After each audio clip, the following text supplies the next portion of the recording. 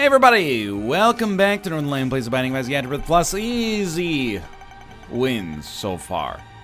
Oh, that's about to change. It's alright, we're the keeper. KCB8 3TNQ. I'm unafraid. Somehow. Why? Well, at the end of the... Ooh, we win. It's probably a little bit egregious to suggest we win right off the bat, but that's extremely great. That's like an unbelievably strong pickup early. Keeping in mind, we actually totally subvert our problem with our rate of fire right off the bat as well, because we can actually shoot shots faster than you would expect. We can't tap shoot, but we can shoot pretty quickly. This is an unbelievably great item to pick up. One of the items that, like, single-handedly probably gives you the best chance of coming out with a W here. So I'm feeling over the moon. Now, could we still get hit twice? Yes. What do we need? Might surprise you. You know what I'm about to say? Speed upgrade. Probably, I mean, tiers, yes. Apart from that, the single best thing would be like a speed upgrade. Shot speed, range, I don't know, it's not really that big of a deal. Speed to allow us to dodge, and then, of course, you know, the items that allow us to get a faster charge or more charges on wooden nickel. We're going to take a little bit of a different approach to this one. I'm not really going to stress out about winning as the keeper. You know, it's like Ivan Drago says, if he dies, he dies. I think we'd rather have this. Every streak we've put down has been destroyed by keeper runs. Sorry, I got choked up there. I got a little granola throat. Give me a moment. It's the last episode of anything I'm recording today. Been recording a lot. Vocal cords get irritated, a little cashew meal gets stuck in there. You know how it goes. I don't buy a cashew meal. I make my own in my mouth when I eat cashews, and then it gets stuck in my throat. These three keys you see before you, that's what I said now. 3 keys whose items will support you on your keeper run now. I think we should go for the fight. Whoa. We also want the deal with the devil in order to say no to the deal with the devil. Get a... Oh, no.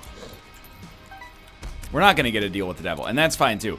But we want a deal with the angel unless the items turn out to be, like, truly spectacular. 2 of diamonds is fine. We will go to our shop then. It sucks that we got hit, but there also wasn't very much we could do about it. Like, it's just one of those rooms. I don't want to make this, you know, about Isaac unnecessarily. But, you know, what are you going to do on that room? There's nowhere to dodge.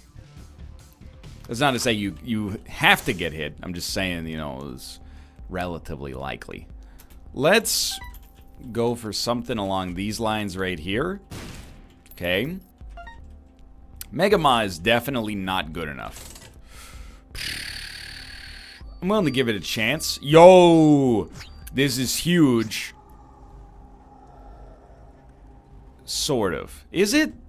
Now, does that give us deal with the 7 cents for 2 secret rooms, basically, here, now that I think about it? Does that give us angel chance? I don't know, actually. I do think the battery is worth taking. We'll see when we go down on the next floor, I guess, because it should be 100% chance, but 50-50 split between the angel room and the devil room. Dang, dude. That would have been sweet. Was it still worth using the Joker card there? I mean, why not? You know, we could have gotten 9 lives. Could have gotten anything. So what we're going to do is being able to store 2 charges is not quite like an amazing setup. But what it means is that once you get it loaded up like we have right now, you are more likely to get a payout if you need it. So basically, you know, we walk in, pop it. If we get hit, we pop it again. We could even be a little bit more aggressive. We could walk in, pop it. If it doesn't pay out, pop it again. Just so we have one on the ground waiting for us. Ideally, at least. But we'd like to save 2 for the most difficult rooms. I think that's the long and short of it with the battery. Is on rooms where you know you stand no chance of getting hit, don't use it. and instead save it for those rooms that tend to be a little bit more on the tricky side.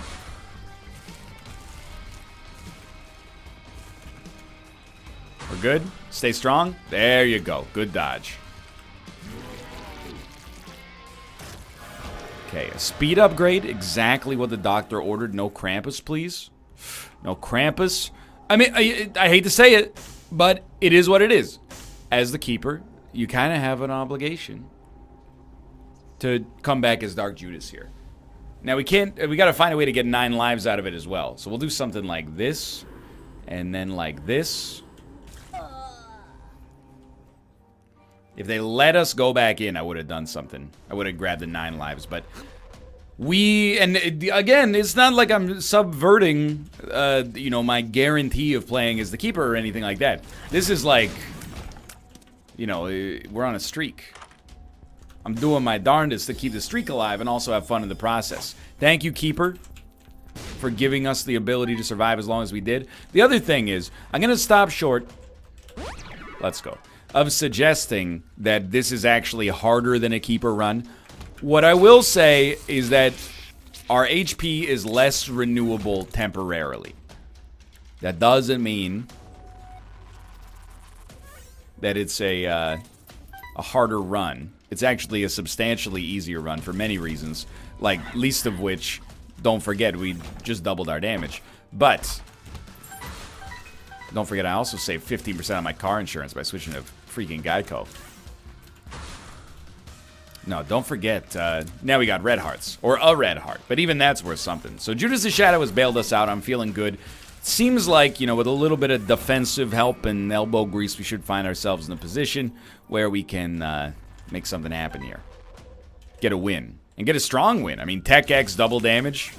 Double damage isn't actually a damage stat, but, you know, we're at 7, so it's 7 damage with Tech X is pretty high, with no other damage upgrades associated. Why not? Alright. We get to 15 cents. I'm still just gonna leave, and the reason for that is I have no idea where we're going, but this is good. Looking forward to the upcoming week. We got a lot of cool stuff on the go. You know, I mean, again, with Isaac, it's weird, because I'm talking about stuff that's happening in my life. And you're, I mean, depending on the level of commitment that you have to watching my videos, you've either experienced this stuff or this stuff has already happened and you've missed it.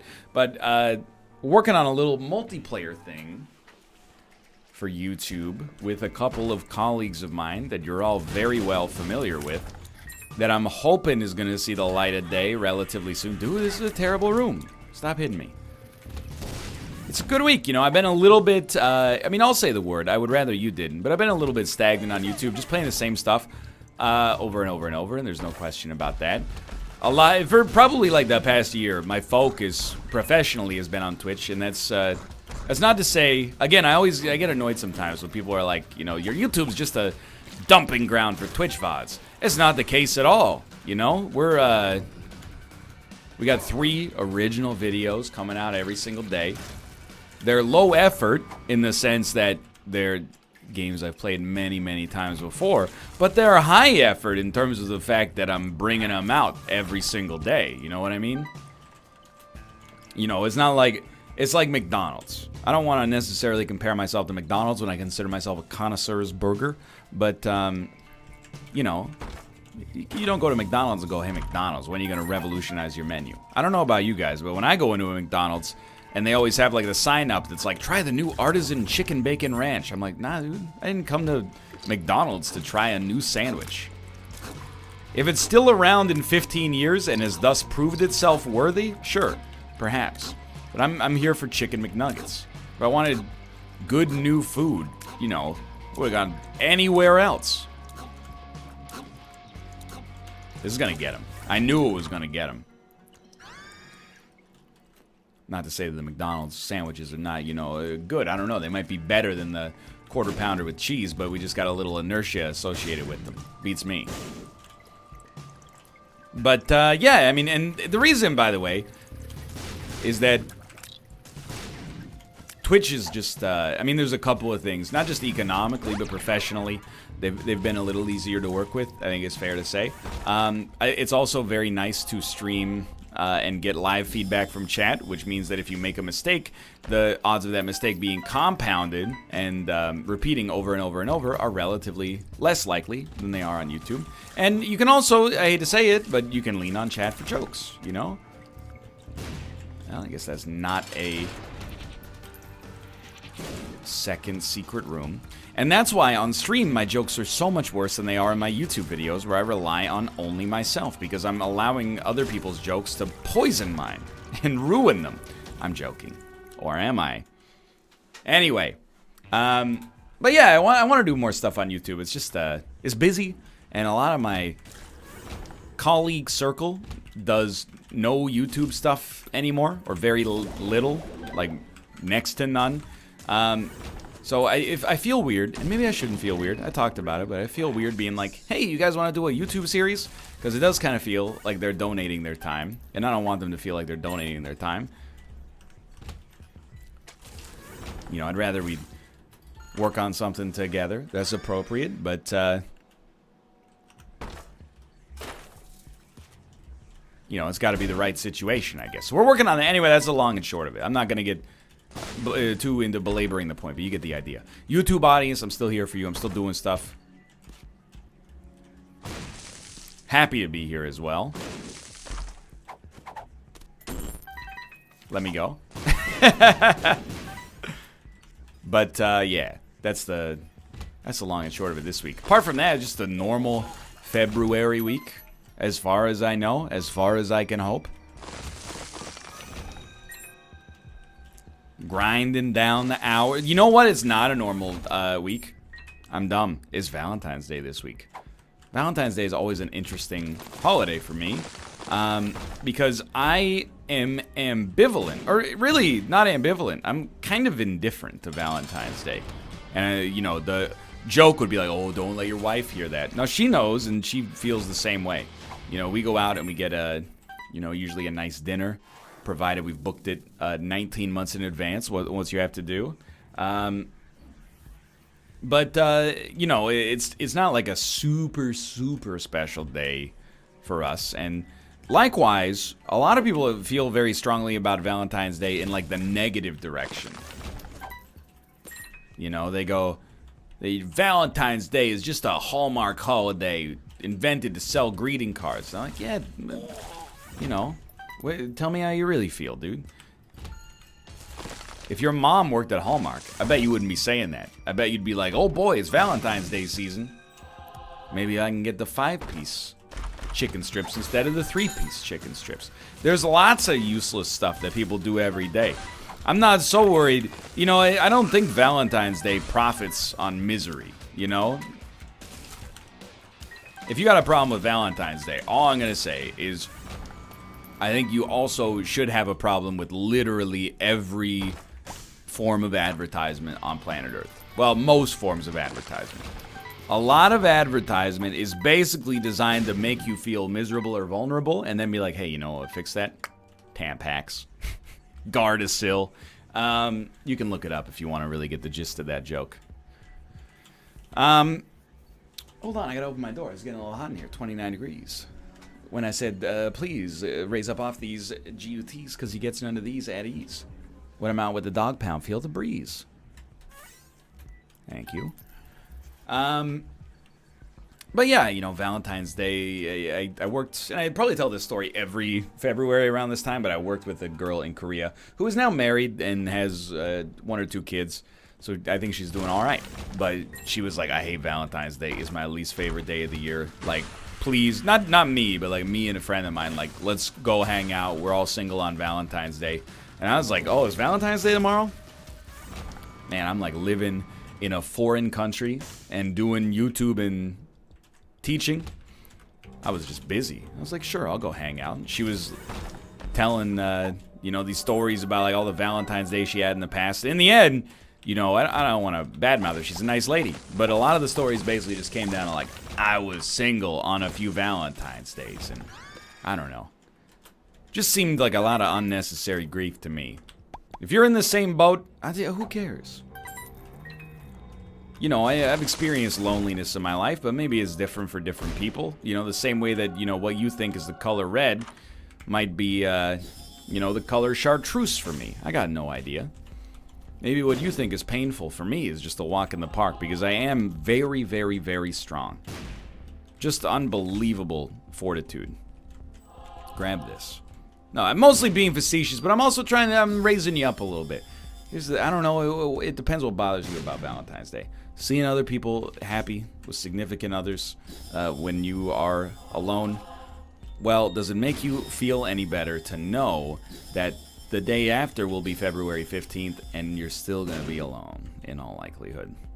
Apparently, that didn't do the trick. Okay.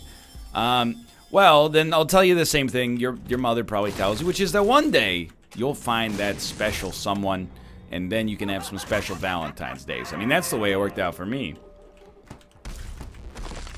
Probably, I was not in a relationship on Valentine's Day until I was in college, for sure. So it's probably like, you know, 2008.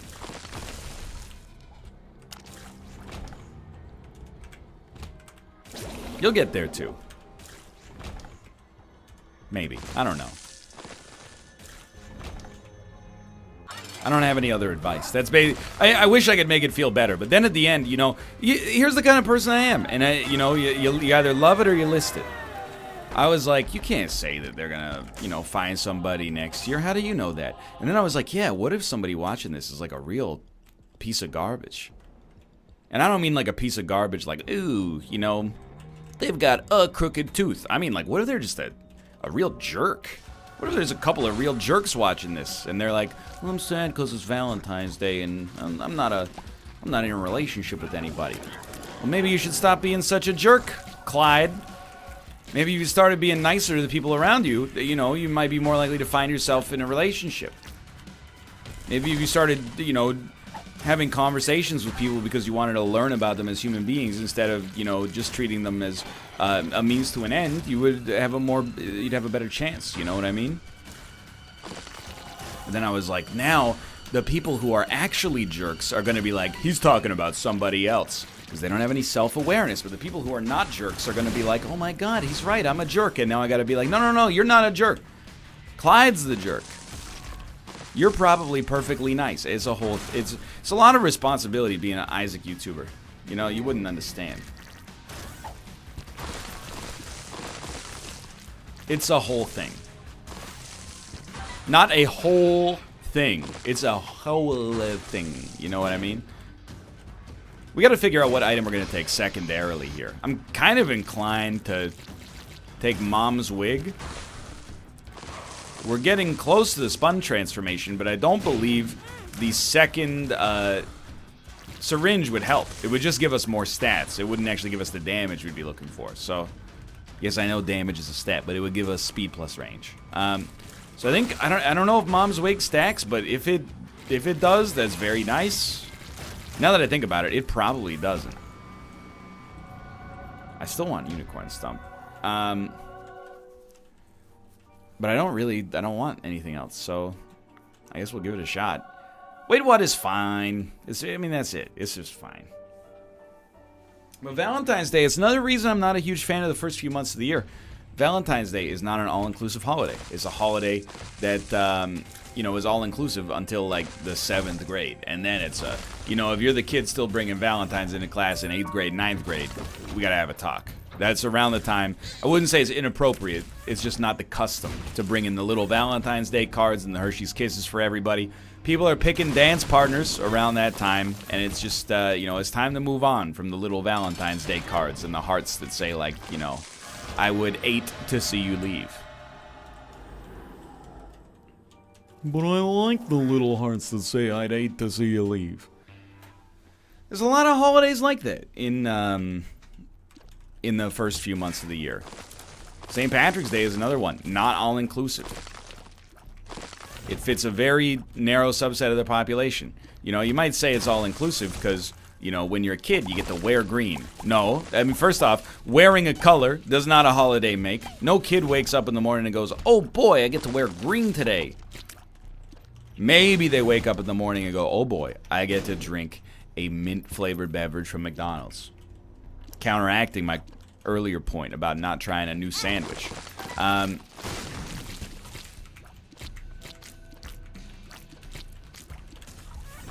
But apart from that, you're not getting much out of St. Patrick's Day as a child, I think. Another one, my wife's birthday. I'm gonna guess many people out there probably did not celebrate it. I celebrated it. So did my wife. In fact, many people I know choose to observe that holiday. I don't know what's wrong with you guys. You're making it real weird.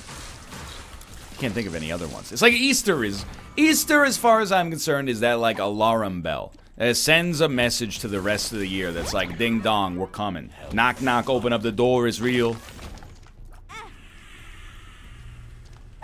Easter egg's gonna give it to you. Gonna deliver to you. Man, if only I had, it was like a monkey's paw situation. You know, I did listen to, no offense to Sir DMX, I did listen to what I would describe now as bad rap when I was younger. DMX was in that category, in my opinion.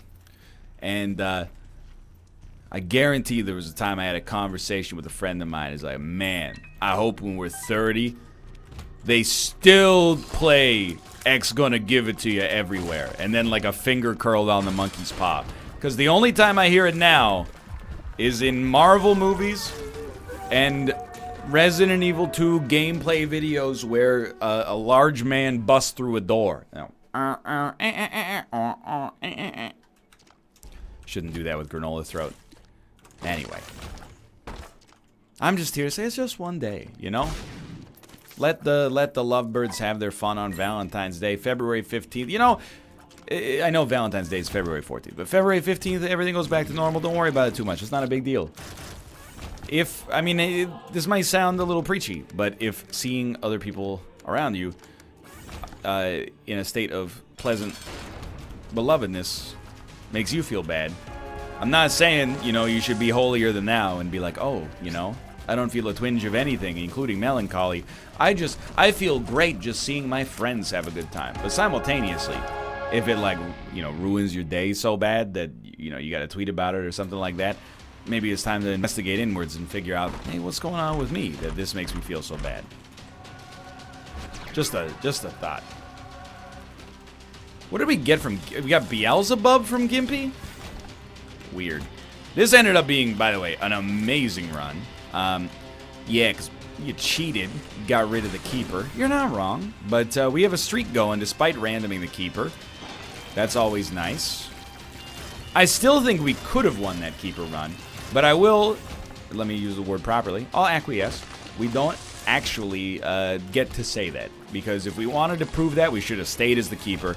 But we can postulate. I still think we had a chance to win. Especially, like, once we got the ability to fly, assuming we made it that far. Who knows, dude? It all could have worked out. I don't even want the Spirit. Save him for next round. We don't need him.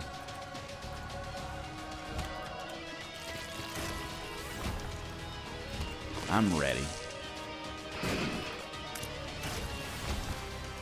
Well, for the time being, this takes us to win 7, I think. Anytime, I mean, we could random the keeper on our very next run, and it could leave us in a terrible place. But I think, you know, anytime you get to this amount of wins, you start to think that we're in a pretty good spot. Somebody defended me on the Binding of Isaac subreddit, which, by the way, I don't want to make it seem like, you know, oh, people are so rude to me online. In general, people are very, very complimentary to me online, and I appreciate it a great deal, because that's not the case for every content creator.